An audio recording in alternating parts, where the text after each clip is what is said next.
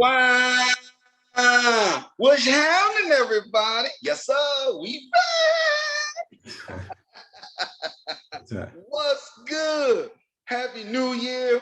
Happy all of those other wonderful things, all that good stuff. Look, we on a ride today. I have one of the most top-rated experts in all of our topic today. Notice I didn't Wow. give you our topic yet. This is going to be extraordinary. Listen, go hurry up and grab something to take some notes with because this is going to be powerful. We're going to be talking about one of the newest industries, but yet it is creating millionaires on top of millionaires on top of millionaires. This is something for all of your investors out there, all of your business people, all of you lay people that's just trying to make some extra money. This is going to be exquisite. So I want you to go and grab something to take some notes with. If you're driving, just drive. Come back and listen to it later. But make sure you have something to take notes with. The second part is y'all know how we do it on Let's Talk with Stanley Doucette. Call somebody, text somebody, tell somebody right now that Let's Talk with Stanley Doucette is on the air. We are rolling, baby. We are rolling, rolling, rolling. This is a new year.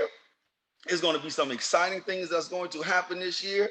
But I wanted to bring one of the hottest gentlemen on our show around the world in a space that's next to everything. It is going to be exquisite, I'm telling you. Now, the reason I keep going over and over this, because I want you to have something to take notes with.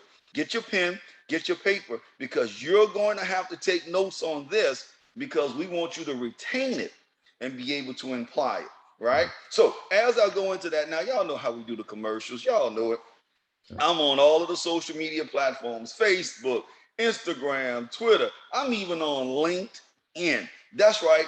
I'm everywhere because we want to continue to empower each and every one of you to be the very best that you can be. I told y'all we're going to have some ordinary people doing some extraordinary things, and that's what we've been bringing to you each and every day. If you have a question, if you would like to join the podcast, if you have something you just want to get at me with, go to my actual email. Shoot us an email at let's talk with Stanley D at gmail.com. That's LETSTALKWITHSTANLEY, as in David, at gmail.com. It's a long title, but I want it to be that way because I want you guys to focus in on sending the messages.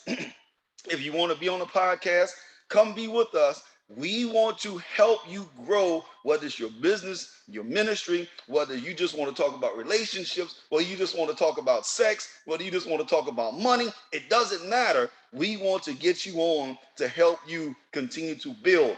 To all of my people around the world, in Belgium, in South Africa, whether you're in Japan, it doesn't matter where you are. I say hello to you or good night, depending on where you are. How you doing? Everybody in North America, Mexico, Canada, United States, y'all know how we do it. Shout out to Atlanta, GA, where I'm at. Shout out to New Orleans, Louisiana, where I'm from. Hey, we are here, we're live, we making it happen. So again, I gave everybody an opportunity to get their pen and paper. I gave everybody an opportunity to get squared away and get ready. I gave everybody an opportunity to call, text, and tell somebody that Let's Talk with Stanley Doucette is rolling right now. That's what we're doing. Now, without further ado, let's get into this.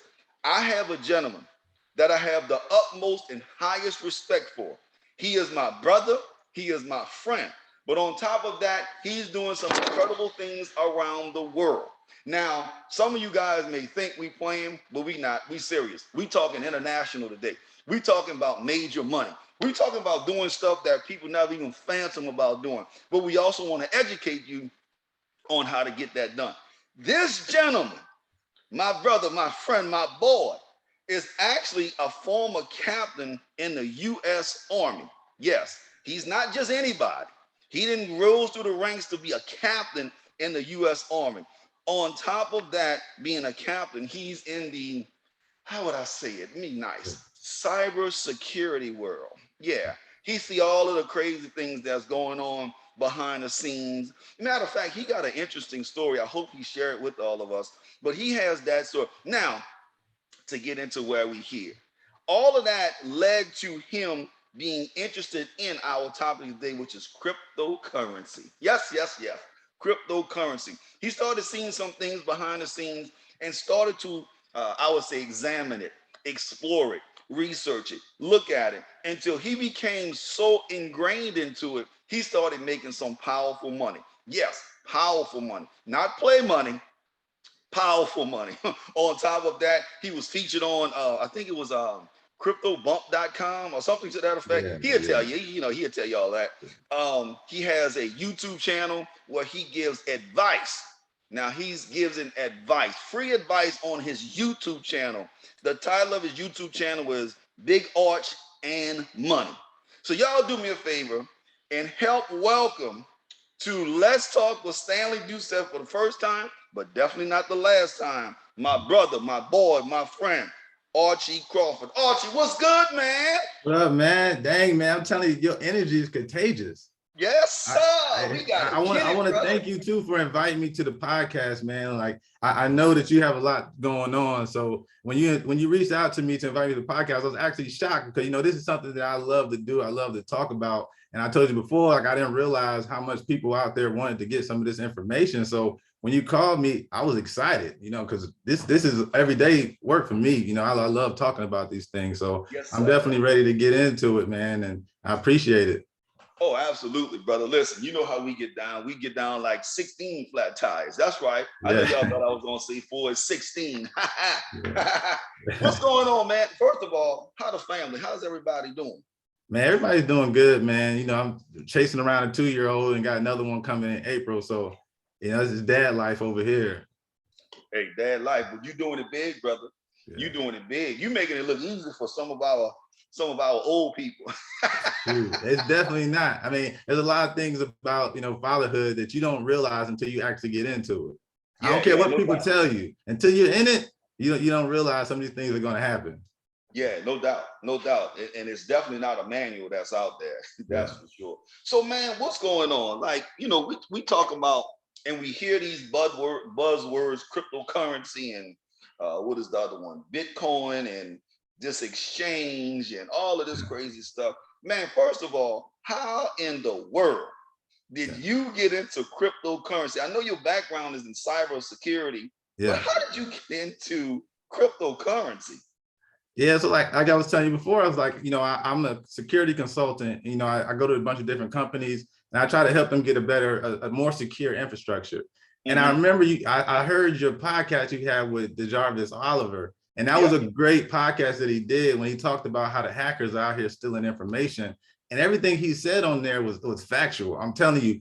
And if you think about it, when he talked about grabbing your information and selling your information on the dark web, how do you think people are out there buying your information? They're not going to put their credit card in there. And then you be able to track that person to figure out who actually bought this illegal stuff on the dark web. They were using cryptocurrencies. And so the way that I found out about it is that a lot of these different companies are getting hacked with ransomware. And ransomware is a type of software that locks up your whole computer infrastructure, and the hackers ask for money in return to unlock your infrastructure. And Georgia, for a second there, they thought that the hackers were playing. So they refused. In 2018, like March of 2018, Georgia refused to pay one of these hackers. They said, "No, forget that. I'm not about to pay y'all." So the hackers asked for $50,000. They just rebuilt their whole infrastructure, and it cost around $17 million. I was like, it's crazy. So you know what happened after that? They kept doing more ransomware attacks, but then they started paying. Because I don't know if you heard about the one that was in Jackson County or the one that was in Cartersville. They actually locked up the Cartersville County. So when you call 911, the analysts there, their machines were locked up. Oh, wow. The whole, and I know your past that you worked in the police enforcement. So what happens when none of y'all technology works. That's right. You ain't got no choice. There's nothing you can do. So they got to the point where they started paying. So I believe they paid about $400,000 to the hackers, and they paid in Bitcoin. So when I started noticing this, I'm like, come on, how are you guys basically getting pumped by all these hackers and paying these hackers, and y'all can't find them because the FBI still never eventually finds any of these guys. So that was my introduction into cryptocurrencies. But at the time, I didn't think about investing into cryptocurrencies because at that time it was used by a lot of criminals, and a lot of these criminals were just using it as a form of currency on the internet. So for me, that's the only way I saw it at that point. But then, later on, I got into stock trading. So I was trading different stocks and stuff like that. So when I got into stock trading, and then you started seeing more of these exchanges that started selling cryptocurrencies, it was easy for me to transition over into cryptocurrency. And then I had more of the understanding of it because I was in IT that, I just jumped into it full force, like probably around like 2008, like 2019 or something like that. Okay. No, that's what's up, man. First of all, let me say this. So anybody that need their identity protection, get at your boy. Email me. I got you. I got something for you that's gonna help you. Oh yeah. Oh, so since that podcast, you hooked them up now. This is big stuff right here. And everything he said on that podcast was true, man. I'm telling you, like that layer of protection, you need layers. You need all the layers you can get because an attacker can get around one layer, but is it worth it getting around 2 or 3? You know what I'm saying? It's really out. It's needed, man. I'm telling you.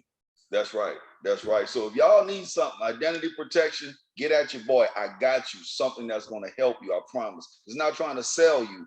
Just like you talking to a professional and he's telling you, you need to get it. We trying to help you.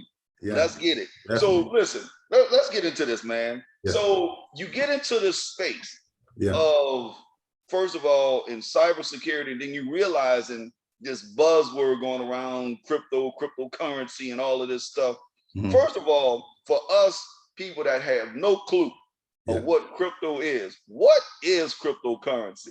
So cryptocurrency is I know a lot of people ask me that question as well, and I try to make it as simple as possible. Don't try to overcomplicate it. It's nothing but a virtual currency.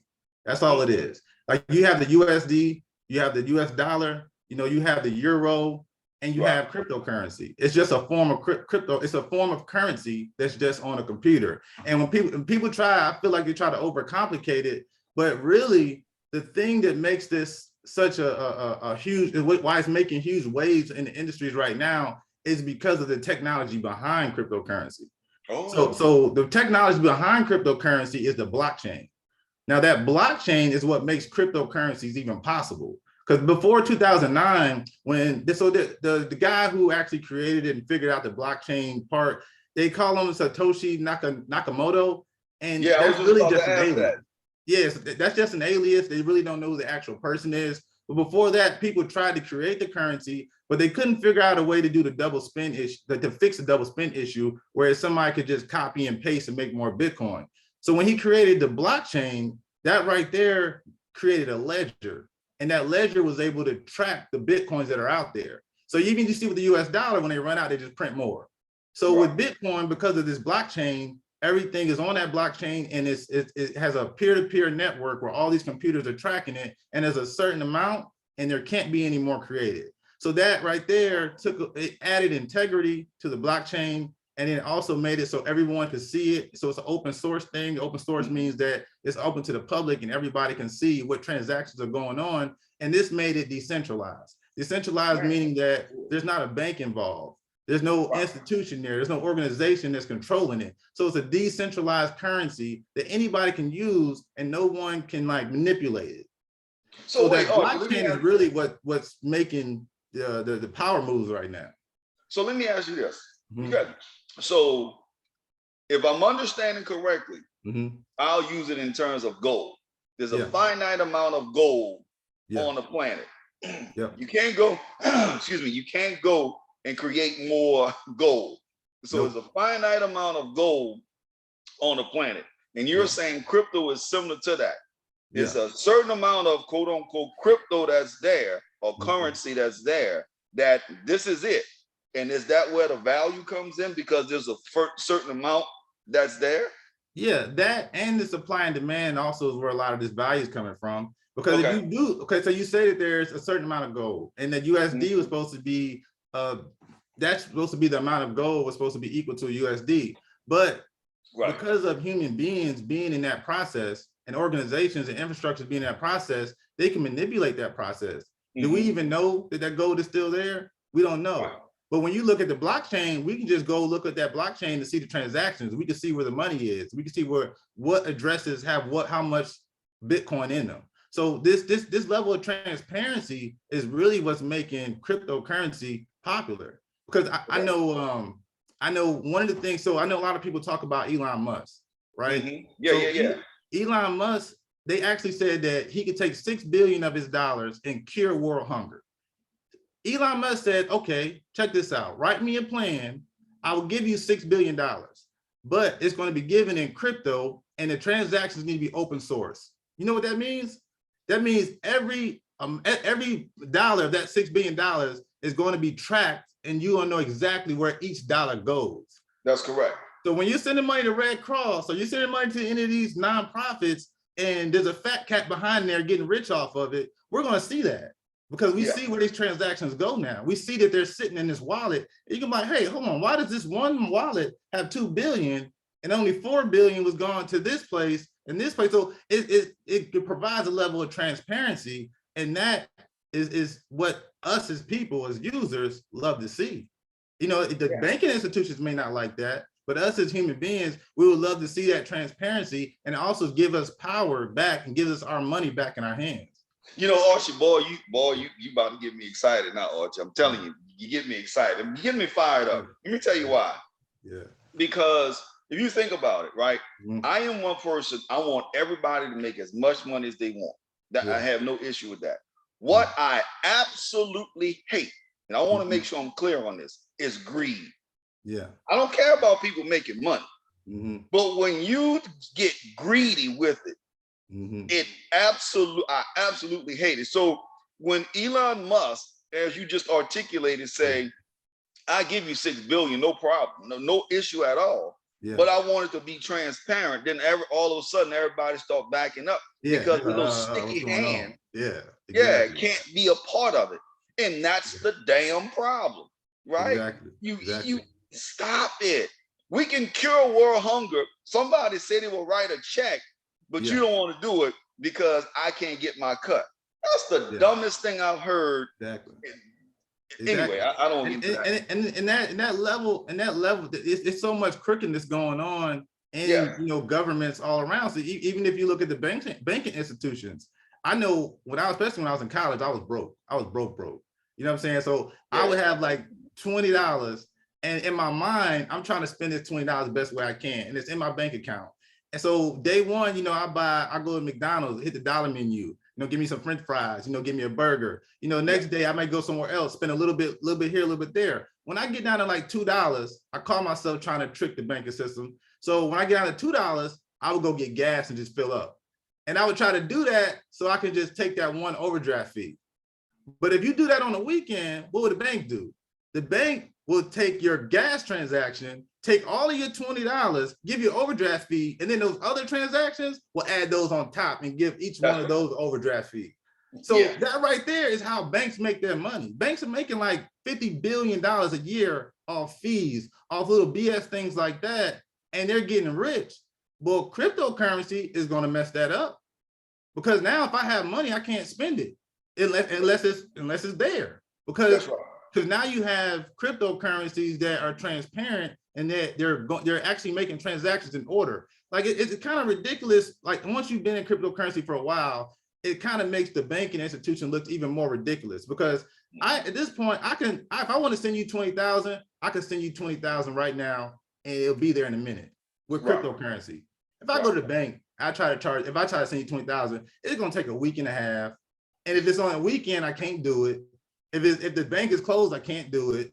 So you start to realize, man, there's a lot of problems going on in our banking institution. They make most of their money off overdraft fees, off of late payments or just something like that. So they're getting rich, and then most of your money, they have it and they're investing it anyway. You know what I'm saying? So they're getting rich off of the money that we have. So they really don't want these cryptocurrencies to come in and create this decentralized process where we can all see where our money is. We'll constantly always be able to see where it's at. If you try to send money, the bank will stop you because you're sending too much. You have to call them and say, hey, can I send this much? okay, we'll send approval so you can spend your money that you already have. Right. You know what I'm saying? So these are a lot of issues that cryptocurrency is going to fix, because it gives you the power to send money and receive money as you please at any time of the day. And I can send it to South Africa and it'll be there in seconds. So like those are just some of the problems that cryptocurrency and this blockchain is going to fix. Yeah, you know, something else too, Archie, when you're saying that just on the banking system moving into crypto, it's interesting because you've done big business, you understand. You go to the bank and if you want to wire 50,000, that's not a lot of money, right? But if you want to wire 50,000 for a business deal, please wire it. Yeah.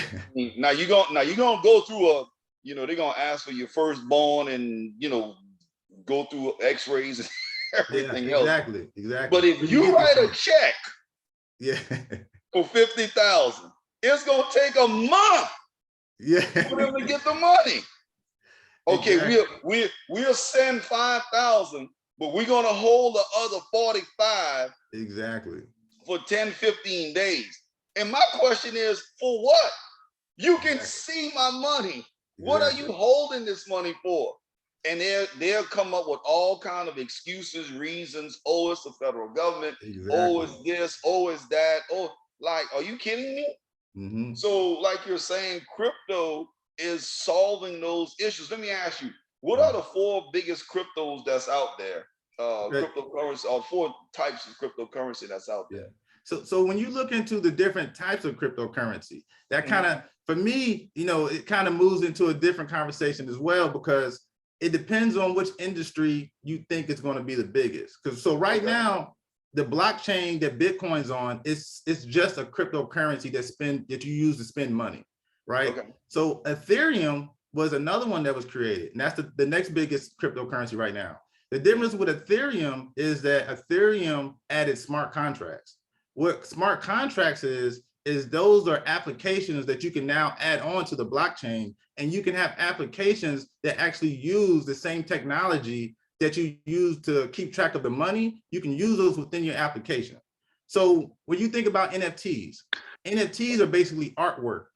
Those pieces of art are now tracked on that blockchain the same way they track money on for Bitcoin. So now that it's added through that smart contract onto Ethereum, people can sell NFTs on their blockchain, and they can sell them with Ethereum as the currency.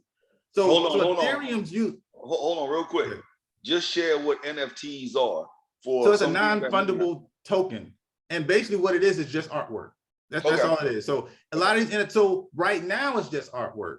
But in the future, it's going to be used for a lot of different things. Like the technology behind that too is going to be, so for instance, you know how you go to a basketball game and you go outside the basketball game, there's people out here selling tickets that maybe are even fake. You don't know. Right. Once these NFTs get in place and they start selling basketball tickets as NFTs, there's only one. Can't be fake. Exactly. So it takes away a lot of fraud in a lot of different industries. And that's the stuff that's to come. The NFTs are just right now, and they're hot right now, because if you think about it, I believe last year, like in January, there was a fake Mona Lisa sold for like $3 million. Yes. How did they not know it wasn't fake? Because they just don't know. It's the human eye. You know what I'm saying? But if there's an NFT attached to that and it's on that blockchain, now you have that encryption behind it to show that, this is a one of one. This is the Mona Lisa, and this is the only Mona Lisa out here. Yes. But we didn't have that technology at the time. So you have artwork being out here and it's being used, and it's fake ones are being sold, money laundering is being done with it and stuff. It's a lot of issues going on that this blockchain is going to fix. So like I was saying, when it comes to Ethereum, not only are they using the NFTs and stuff to put on the blockchain, a lot of different things. Like when you think about the metaverse, which is like the social media, the virtual world that they're trying to create, that's also going to be on the blockchain. And I also remember, when DJ or the Jarvis Oliver was talking to you in the last podcast about how you go on Facebook and you put in all your information. Facebook and Google, they want you to put all your information in there so they can build these databases and sell your information. Well, when you go into the metaverse, you'll be able to log in with your wallet address. Oh, wow. So they won't even know, they don't need it. They're not an organization that needs to sell your data. Facebook does. You know what I'm saying? So now that you no longer have that organization or that business there, you just have a smart contract There's basically, so when you think about a smart contract, think about a smart contract like this. When you go to McDonald's, right? And you have the cashier there that's doing the transaction, that's a person there. That person can accidentally give you wrong amount of money. They can actually give you back a burger with no pickles and you said you wanted pickles. Right. A smart contract is a program, a computer program that does exactly what you tell it to do. So when they put that kiosk in the place of that person, that's basically what you're doing when you're adding a smart contract. You're putting a computer there, and that computer is going to give you whatever you tell that computer to give you. And that eliminates a lot of fraud of that person pocketing some of that cash and at the end of the night doing this register and it's not even the same amount of money that they should have. It's taking away a lot of those different things that could happen in those type of situations. So that's what I mean when, if that makes sense to you when it comes to the smart contracts. It's just a program that's built on that blockchain. So I would say Ethereum is the number 2. But then after Ethereum, you know, you have XRP. XRP is another one that's used for transactions, and that's more used for banks. So a lot of these banks are actually getting onto cryptocurrency because they see the future. They see what's happening. So they're trying to use it as well. And XRP will be used for them to do faster transactions because they know if crypto is going to be able to create these type of transactions, we're going to have to figure out a way to do it or people are going to leave us. So then you have like, exactly. And so then when Ethereum was also created, you know, it's so high now, there's a thing called gas fees. So gas fees are like when people mine Ethereum or when they mine Bitcoin, they basically have a bunch of servers in their house and they have to have very strong servers to mine Bitcoin, which actually takes blocks of transactions and adds them to the blockchain. So they have to do that. And the reason that they do it is because they're paid. They're paid in terms of gas fees, which is whatever that native token is to that blockchain. So if they mine Bitcoin, they'll be paid Bitcoin. If they mine Ethereum, they'll be paid Ethereum. So that's why you have the miners out there, and that's their purpose of doing it, is they want to make that money too. So when you have Ethereum, you have Bitcoin, you have Solana, you have XRP, like those are the real currencies that are really going to be making waves and they're going to be here for the long haul. But I know a lot of people, you know, they want to ask about some of the meme tokens, like the Dogecoins, the Shibas. Like these type of tokens are really some that are just made for fun. Like, for example, when Dogecoin came out, it was something that was made as a joke and it was built as a token on Ethereum's blockchain. Okay. So it was a token that was created and added to Ethereum's blockchain, and it was just sold as a currency or was just given out as a currency for fun. People started buying into it. And like I said before, I told you I was into stock trading and stuff too. And I noticed how GameStop was blowing up and AMC was blowing up. And if you see how they were blowing up, it was really off of people getting behind it. And now you have social media and stuff. All these people have come together and put their money together and blow a stock up.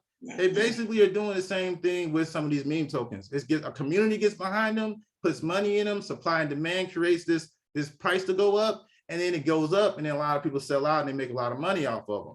And that's kind of how Dogecoin and how Shiba work, but they don't have a blockchain, so you can't really build smart contracts on them, and they're really just there for fun. They don't really have the utilities that Ethereum would have.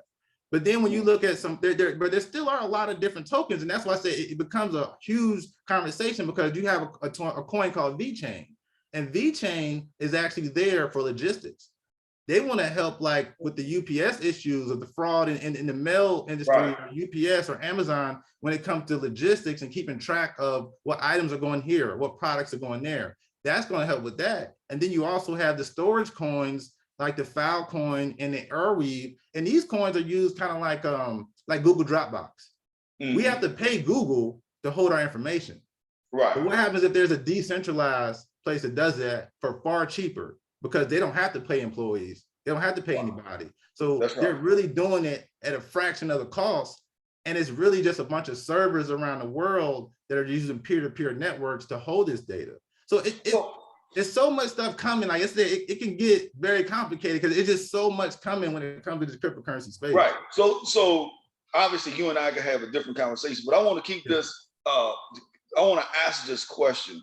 In all what you just stated, a lot of things what I'm hearing, and I could be wrong, is crypto is cleaning up a lot of the fraud. Yes. A lot of the getting over on people. Yeah. You know, if I'm, like you said, if I'm holding this box for you, now I can charge you $20,000 to hold this box. but now crypto coming behind it in the various of different ways that I can hold this box for 10 cents. Exactly. Exactly. You know, I've been noticing, I've been doing some research on some other stuff, but I've noticed that everything is starting to speed up now. Remember, for banks, you had to, what was it, 2 o'clock. If you don't make a deposit by 2 o'clock, it's not Yeah. going to show until I think a day after or something. Yeah. Now, if you go up to, I think it's like 8, 9 o'clock at night, you can make a deposit and now, right? Yeah. Right. Yeah. So I think crypto in starting to clean some of those industries up from getting over on people. My question now is for the average person. How can we use crypto? What is that going to be for the average person to help them? Now, we've been going to talk about investing and all that stuff, but just for the average person that have no idea what you and I are talking about, how is this going to benefit them in the simplest terms? Okay, so the biggest advantage it's going to give is to smaller countries in like Africa and stuff like that don't even have internet. So once they create they're also trying to create like some of these coins are trying to create more of like a Wi-Fi kind of that goes around the entire globe where they can access the internet and they'll be able to access these decentralized spaces where they never had it before.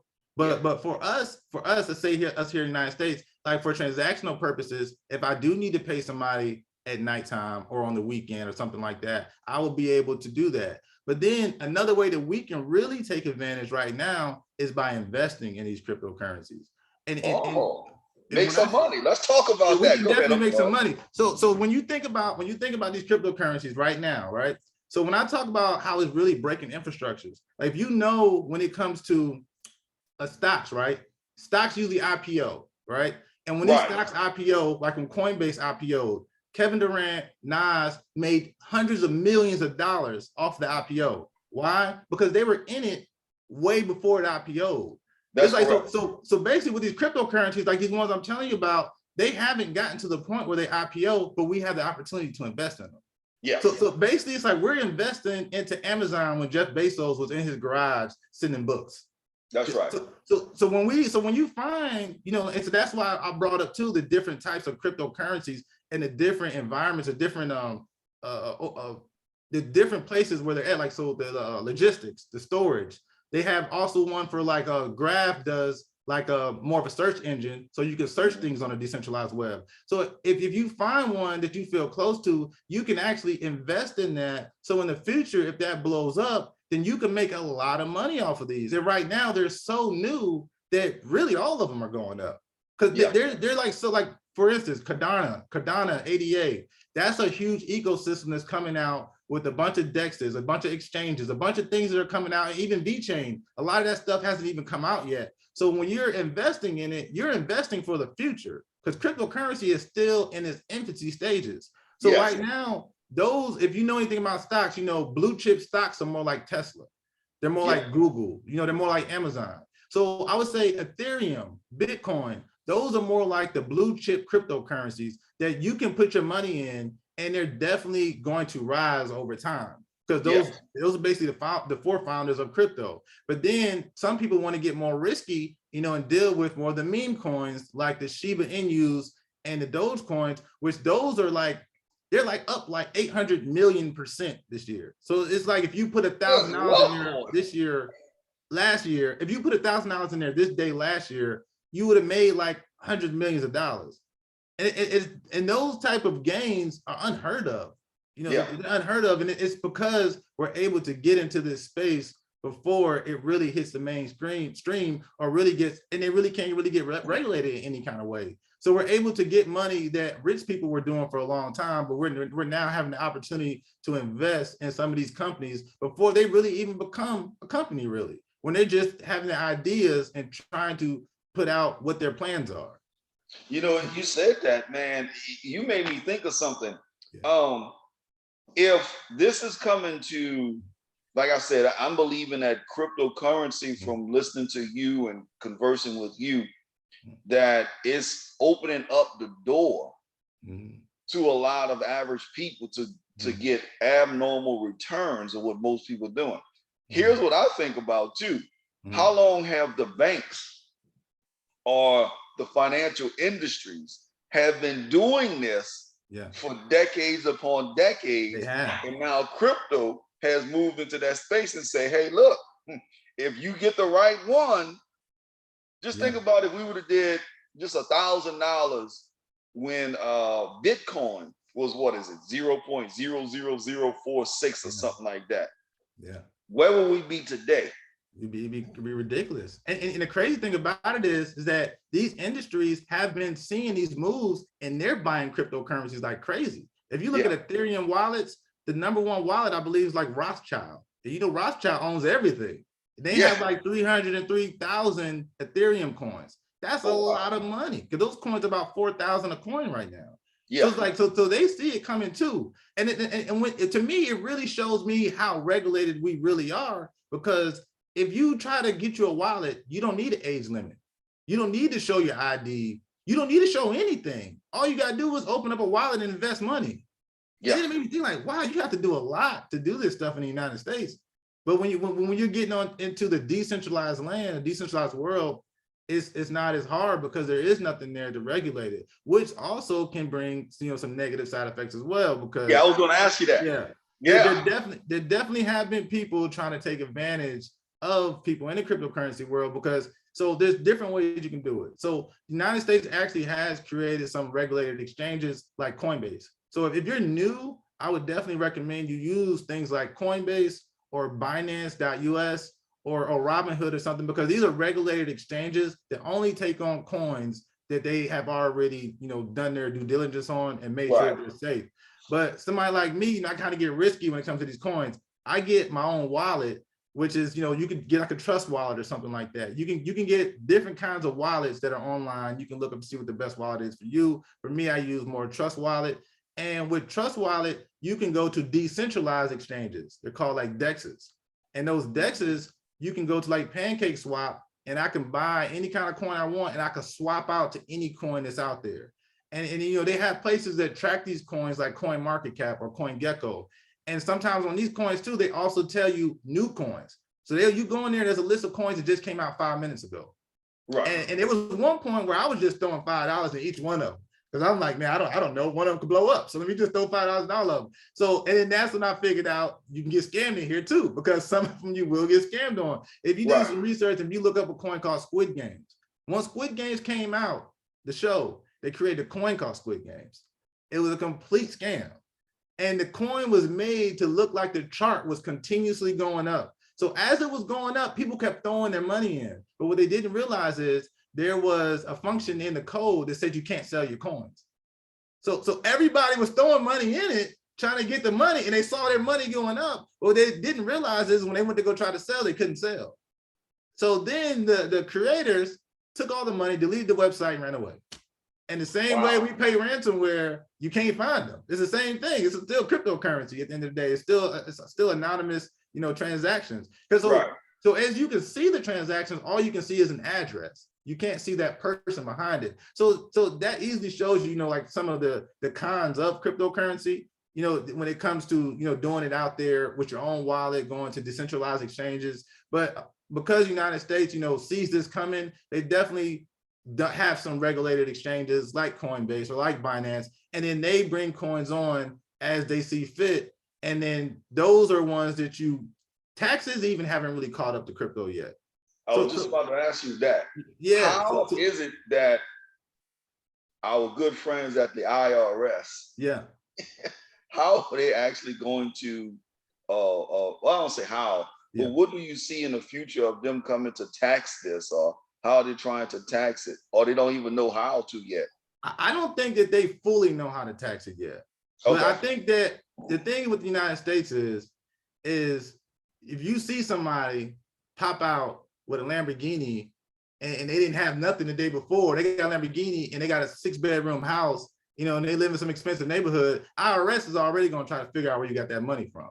Right. You know what I'm saying? So to me, I feel like in the United States, to be smart, I just do self-report. You know, say like self-report your gains, let them know, so you can spend your money with, you know, with the ease of mind, with them, to ease your mind and make sure that you're not, you know, the IRS is coming after you. But if you did want to hide your cryptocurrency, one way is that if you think about it, this is currency.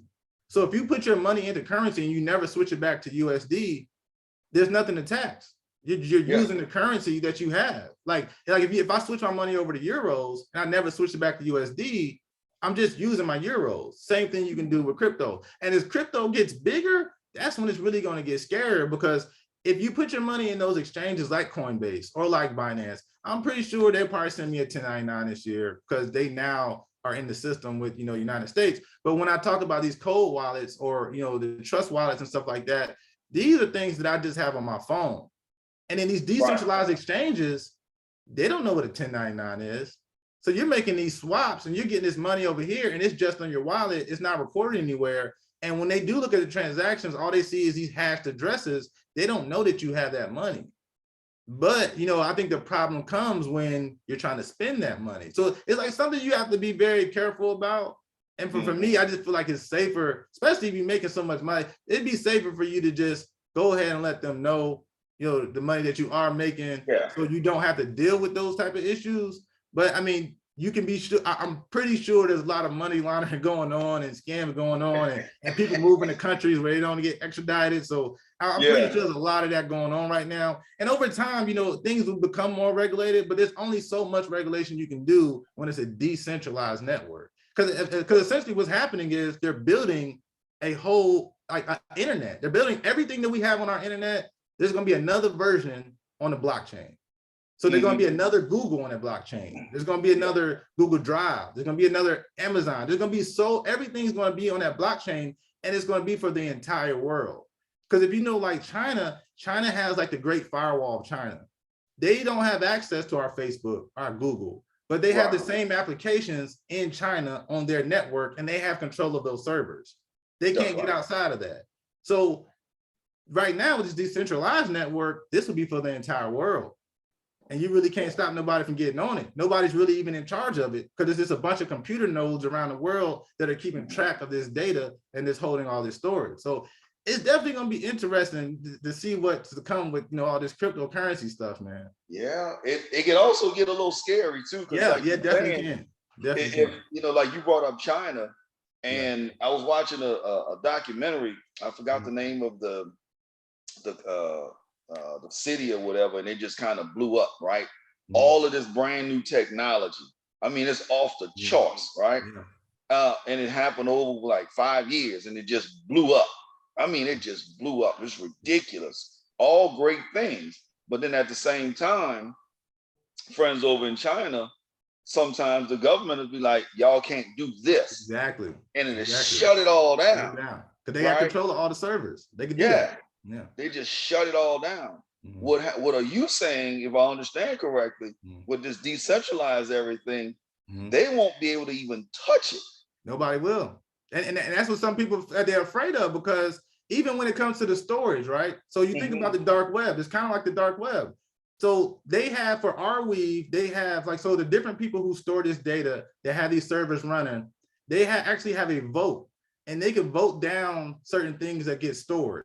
And that's the only way that you can stop being stored. So if people want to store child pornography on there, they can vote it down, but they get paid to store this stuff. You know what I'm saying? So that comes in with a lot of issues as well. And it's the same thing like when Facebook wants to stop somebody from posting certain information, or YouTube wants to stop people from posting certain type of information. They don't have that power on decentralized web. Nobody has that power, so you can't take stuff down like that. So, and that's another reason why I feel like it's coming. There's really no way to stop this crypto from taking over at this point. It's just how is it going to get adopted? Like, how are people going to feel about using it? That's going to be the only thing that stops it, and I don't see that stopping it, because people are loving it right now. Yeah, I saw something that came across my Facebook news feed. Visa got now a blockchain card, and I'm like, Visa? It's like, I believe they got one with Crypto.com. Crypto.com is another big exchange, and they actually renamed the Lakers. The Lakers Arena, Crypto.com Arena now. Yeah, because they got money. Man, crypto got so much money right now, it don't make no sense. Yeah, when you start renaming stadiums. Yes, exactly. And we all know that arena is not a cheap arena to get the name right. No, not at all. That shows the type of money that they got. Yeah. So now I have a question, right? Arch, Mm, what can we do, mm, commoners, whoever, that we can make a few $billion in what do you see this going where some people can invest in some things in the crypto world to make, some real money. I yeah. ain't talking about a couple dollars, but to Yeah, make okay, some so real money. first I'll start off by saying I'm not a financial advisor. This is just my No, you're opinion. not. I'm gonna let you know that first of all. But for me, it's you In just your need to get in the opinion, game. in your opinion, Yeah, in my opinion, you just need to, at this point, you want to get into the game. And the more research you do once you get into the game, I think you will go with things that make you feel more comfortable, because it is a volatile market and you see swings. And people say they want to make money, but when you make $100,000 and the next day it's 50,000, your heart gonna be able to take that. You have to get used to this. It's a gradual climb. You know what I'm saying? So for me right now, one of the coins that I'm really invested in right now is a Polkadot. And the reason I'm invested in Polkadot lies because one of the co-founders of Ethereum actually created Polkadot. And how Ethereum is a blockchain, Solana is a blockchain. You have all these different blockchains. Cardano is a blockchain. Polkadot those are layer 1 blockchains. Polkadot is trying to be a layer 0 blockchain, and all these blockchains can work together because right now they can't talk. They can't talk to each other. So Polkadot is a layer 0 blockchain that's trying to get those other blockchains to talk to each other. And you can also build stuff on Polkadot network. So I'm invested pretty heavy in Polkadot. And then a lot of the file storage coins I'm invested in, like the Arweave and the file coins. And Cardano hasn't really blown up yet. I'm invested in Cardano. Ethereum has some Bitcoin. And then when it comes to meme coins, right now I'm pretty invested in SafeMoon. I know SafeMoon is definitely a meme coin. It's a very dangerous coin to get in. It's not something that you can find on Coinbase or nothing like that. It's one of the ones that you have to get you a trust wallet, and you have to go into one of the decentralized exchanges and try to get. But those very high risk coins like that are the ones that turn out to be like the Shiba Inus or the Doge coins that they're not even a penny yet. They're like, the price of it is 0.0027 right now. So think about how many you can buy at that price. $5. You just said it, $5. Exactly. So if you look at Shiba Inu is like 0.000034. That's how much one coin costs. So people are able to buy so many of them that, if they ever did get to the point where they reached a penny or a dollar, then people would be filthy rich. So, right. And those have pretty good communities about them. I would say definitely do your research on crypto and find the industry that you want to get behind. Because if you believe in the metaverse, like the metaverse is supposed to be like the social, like once the metaverse gets up and running, people are literally like Las Vegas has bought a lot of plots of land in the metaverse. Different, like New York is buying plots of land. Like you're literally going to be able to have an avatar in the metaverse and walk around and meet people from all places in the world. So somebody in China, Africa, United States, we can meet up in the metaverse and we can dress our avatar up. Nike has a contract now with a company to create shoes for the metaverse, so you can dress your avatar up. So you're going to be able to do these things and actually have a social network in the metaverse. So if you believe in that, the metaverse coins may be a good one for you, like Sandbox or Mana. Like those are two, big metaverse coins. And then you have, like I said, the VeChains for logistics, the Arweaves for the storage, like the Graph is more for like the websites and stuff like that. You really have to look in the industry that you believe in. But like I said, for me, like that Polkadot is a big one that I'm really investing in right now, because they have these things called parachains where they only have like 100 slots for people to create applications on these parachains, and they have an auction for them. And this past month, they just finished one of their auctions, and they have 5 new applications. And I know Moonreaver is one of the big applications that they have on there, and those applications are very good applications. And over time, this year is when they're really starting to open up with those auctions. The first one was just done.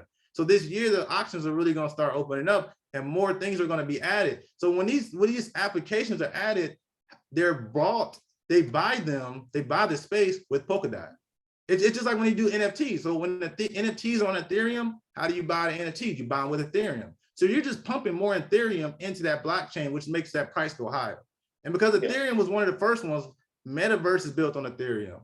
NFTs are built on Ethereum. Almost everything is built on Ethereum. Like Ethereum has that #1 spot right now, and they're trying to fix a lot of issues because they're so high. They do have an issue with paying too much gas, but V2 is supposed to be coming out pretty soon, and Now that's talk what about gas. Talk about gas real quick. so You're so the playing too gas much is like on every gas. exchange has, every blockchain has gas, and that gas is usually paid to the miners. So like the miners, the ones who have all those different, like the people who have the Bitcoin miners, they have a bunch of servers in storage locations all over the world, and they will be using it. That's when they talk about. So I know one point in time they were talking about using electricity. Some of those little mining facilities use more electricity than small countries. And that was an issue, you know, that I remember Elon had brought up as well. And they're using that because that's how much electricity it costs to mine and break these little encryption blocks for it to add to the blockchain of Bitcoin. So Right. those guys are awarded to create those blocks with Bitcoin. So they're getting paid with Bitcoin to do that. So that's where that gas comes from, because that's gas is what they're using to pay those guys with the Bitcoin. Now that's natural gas? No. It's the gas is just it's another word for tax. It's a tax. That's what I wanted you to explain to everybody. Okay. Yeah. So the gas, the gas, okay. So the gas fee, like you get gas fees a lot of time when you buy like an NFT. That gas fee will be a percentage of Ethereum. So if one time, I know sometimes Ethereum fees can get so high that I bought an NFT that was $400. The gas fee ended up being $300. And it's depending on what time of the day it is, how many transactions are going on. And that percentage is just a tax that's added to your transaction to pay the miners. So those right there are really expensive for Ethereum. And because Ethereum was like one of the first ones out there, a lot of people are creating more blockchains to actually make this better. So Solana has very small gas fees. Their gas fees are like 0.004. So a lot of people have really been using Solana, and it blew up a lot last year. And the transaction speeds are way faster than they are with Ethereum. Because sometimes when I send Ethereum stuff, it could take, it depends on what time of the day it is or something like that. There's a lot of transactions going on. It can really take like 10 minutes sometimes for it to send. But then when it comes to Solana, that stuff is there fast. Wait, stop. Yeah. It could take 10 minutes. Whoa. Yeah, Ethereum is one of the slower ones, but they're trying to fix that with an upgrade. Right.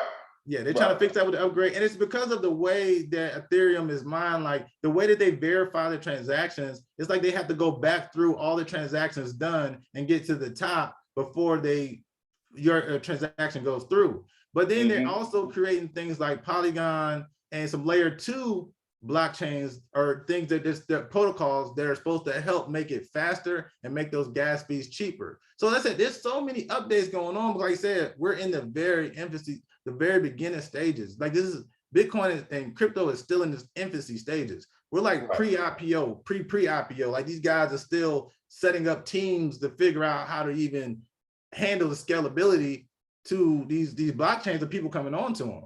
So like that's how early we are. Like whereas if you did this, like say we did this with Coinbase, or we try to do this in America and try to get on some of these companies this early, you had to have like $1 million in assets, and it can't include your house, and you got to make so much money to even get into these circles to do these pre-IPO investments.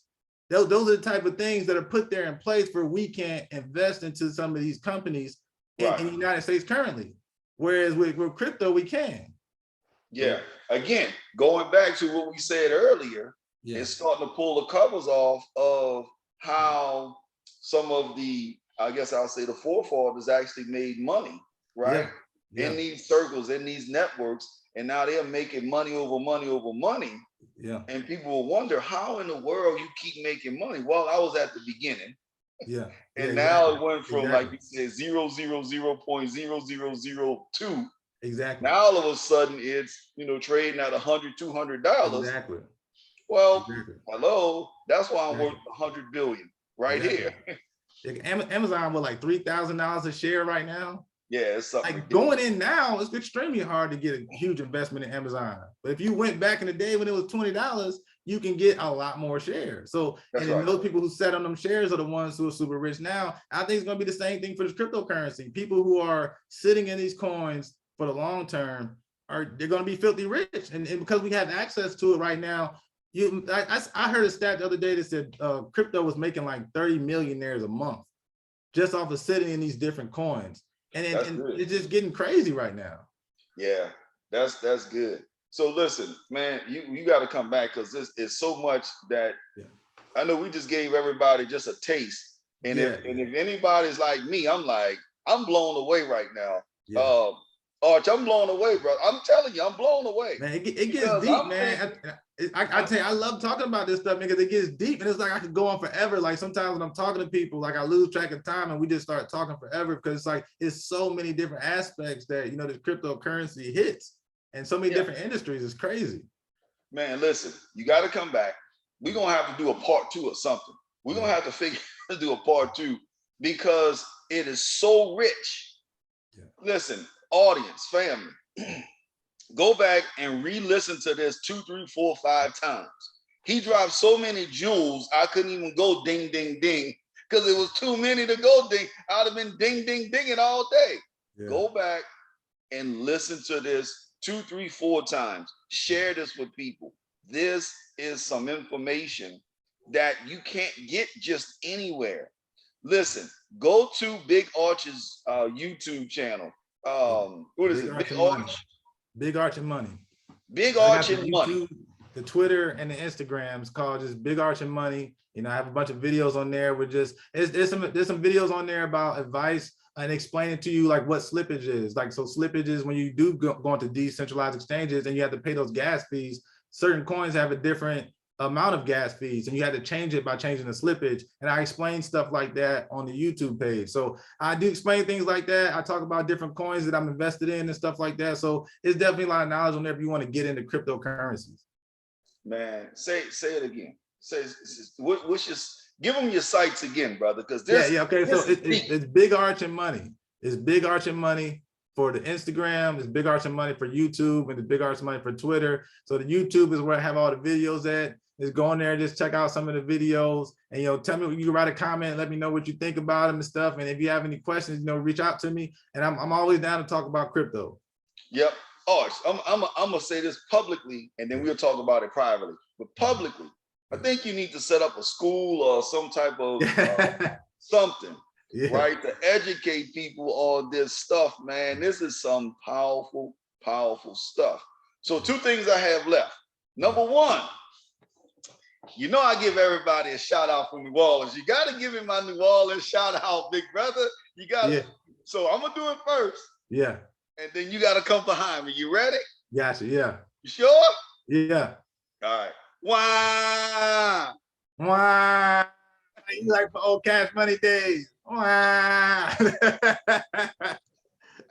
That's what I do. Yeah. Every time I hear that, I think about the old Cash Money days. I don't know if everybody know about that. From your show. Yeah. Anyway, I ain't gonna get into that. Yeah. So listen, in closing, man, what is there anything you want to share with the audience, our family, something powerful from anybody from around the world, on the crypto or just anything that's on your heart?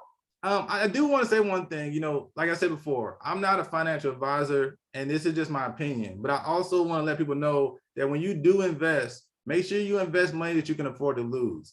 Don't go into investing and invest in your rent money, your car payment, and just hoping things are going to fly up. You only invest what you can afford to lose. Make sure you take care of yourself financially. Make sure you're saving money and you have money aside for saving. And then you have money aside for investments, and then you also have money aside for whatever you need to do in your personal life. So I don't want people to lose a lot of money. And that's why, a lot of times I am hesitant to talk about the decentralized exchanges because it's more of high risk. And I try to, talk to people about more of the regulated exchanges by the US because they do provide protection for people who are, more ignorant to what they're doing when it comes to trading in general. So I definitely want to let people know that. I don't want to just, throw people off the boat and just throw them into the crypto world and, just let them learn, by losing money, because I definitely don't like people losing money. So that, and then I also want to thank you again for inviting me on here. I had fun and it was actually, it gets my energy going. Like I told you, your energy is contagious. So now I feel like my energy is high and I got to go do something right now. Like, hey, Arch, real quick. How can they get in touch with you again? I want to make sure everybody know how they can get in touch with you. Yeah, so you can get in touch with me again at Big Arch and Money on YouTube, and it's Big Arch and Money on Instagram or Big Arch and Money on Twitter. And I also have an email that you can contact. It's acegroupatl@gmail.com. That's ACE GROUPATL@gmail.com. All right, there you go. There you have it. acegroupatl@gmail.com. Get at him. Get at him. If you really interested in this crypto space, this crypto world, get at Big Arch. Go to his YouTube, learn. It's important that everybody learn. So listen, if you want to get at me, I tell you what, good brothers, I tell you what, good sisters, go ahead and email me. Email me at letstalkwithstanleyd@gmail.com. LETSTALKWITHSTANLEY, D as in David, @gmail.com. Get at me. We on all of the social media channels, as y'all know. So we're about to get out of here. Arch, thank you again, brother. I am blown away. I'm truly, truly excited about it. I want to I have 1,000 more questions, but I tell you what, we're going to do a part 2 or part 3 or part something. Yeah. We're going to come back and we're going to make this thing happen again. So listen, family, let's get out of here. Again, go back, listen to this several times to get all of the nuggets that he has dropped so you can go ahead and take part of something that is going to be absolutely mind-boggling for everybody that participate. With that being said, we getting out of here. We about to take it to the streets, baby. So let's go. We get out of here. Appreciate your Arch. Let's go, family. See y'all later. Talk to y'all next week. We out. Peace.